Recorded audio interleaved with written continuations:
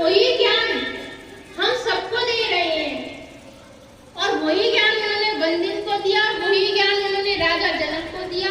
कहानी तो और भी बहुत लंबी है, अनेक अनेक खंडों में है, सिर्फ यहाँ पर एक छोटे से ये हिस्सा लिया गया है। इसी कारण से अर्थशास्त्र को जीतने के बाद ही राजा जनक के 12 वर्ष की आयु में अष्टावक्र उनके गुरु बने। परमपिता परमेश्वर का ज्ञान उन्होंने राजा जनक को दिया और वो उनके गुरु बने 12 वर्ष की आयु में। तो इस प्रकार से उन्होंने अर्थशास्त्र में बंदिन को हराया और कहानी ऐसे आगे लंबी चलती गई और हिस्से हैं। तो हम सिर्फ यहाँ पर यही समझेंगे कि परमपिता परमेश्वर की जो वो शक्ति है वो हमारे हृदय में है। कहते हैं कि रेदास जन्म के कारण होते कोई न नीच, नर को नीच करी डालिए ओछे कर्म की कीच। रविदास जी ने भी कहा है कि कोई भी जाति से नीच नहीं होता है, कर्मों से नीच होता है। यदि हम ऐसा सोचें कि हम ऊंच नीच धर्म जाति पाति को ऊपर से देखें, क्या कभी हमें हॉस्पिटल में जाते हैं तो क्या हम ये देखते हैं कि ये कौन सी, डॉक्टर से पूछते हैं ये कौन सी जाति का खून है, हमें केवल हिंदू का ही खून चढ़ाना। खाली ग्रुप देखते हैं कि ए पॉजिटिव है, बी पॉजिटिव है, नेगेटिव है, जो हमारा ग्रुप है वो हमें खून मिल जाए और हमारा जीवन बच जाए। तो ये फिर बाहरी भेदभाव क्या, कौन किसकी थाली में खाता है, कौन किसकी थाली में नहीं खाता है। जब जीवन मृत्यु की बात होती है तो कोई सा भी खून जाएगा, मगर जब धर्म की बात आती है तो इस थाली में हम कैसे खाएं, उस थाली में हम कैसे खाएं। तो अगर हम रविदास जी को जानते हैं तो उन्होंने ही अपने दौर में कहा है कि रेदास जन्म के कारण होते कोई न नीच, नर को नीच करी डाली है ओछे कर्म की कीच। कि जो भी नीच होगा वो अपने कर्मों से होगा, ना कि जाति वर्ण से होगा। तो हरे जो भी परमपिता परमेश्वर को जिसने भी संत ने पाया है उसने सिर्फ सत्य ही कहा है कि परमपिता परमेश्वर हमारे अंदर है, न जाति में है, न धर्मों में है, न रीति रिवाजों में है। यदि इसको पाना है तो अपने अंदर का दिया जलाओ, परमपिता परमेश्वर की शक्ति को जानो और पहचानो।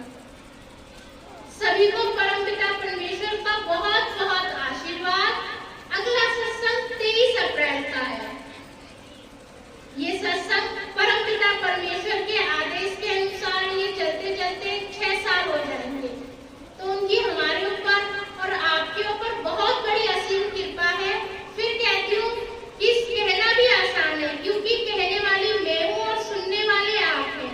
शायद कहना भी आसान है और सुनना भी आसान है। तो अब से हम सोचें कि हम अपने जीवन में वो करना भी आसान करें, कि अपने जीवन के लिए, अपनी मुक्ति के लिए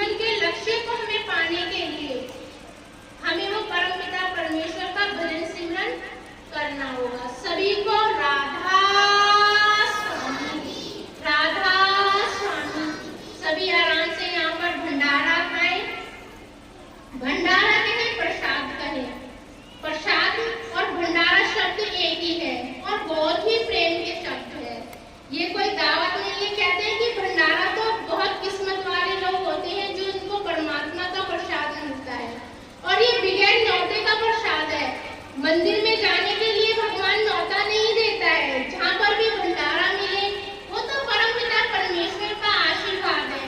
किस किस के ऊपर ये परमपिता परमेश्वर की कृपा होती है ये तो जीव स्वयं ही समझे, ठीक है ना। इसीलिए इस प्रसाद को सभी ग्रहण करें, सभी खाएं। परमपिता परमेश्वर का आशीर्वाद सब पर बहुत बहुत बना रहे। सभी प्रेम से इस प्रसाद को ग्रहण करें। राधा स्वामी, राधा स्वामी।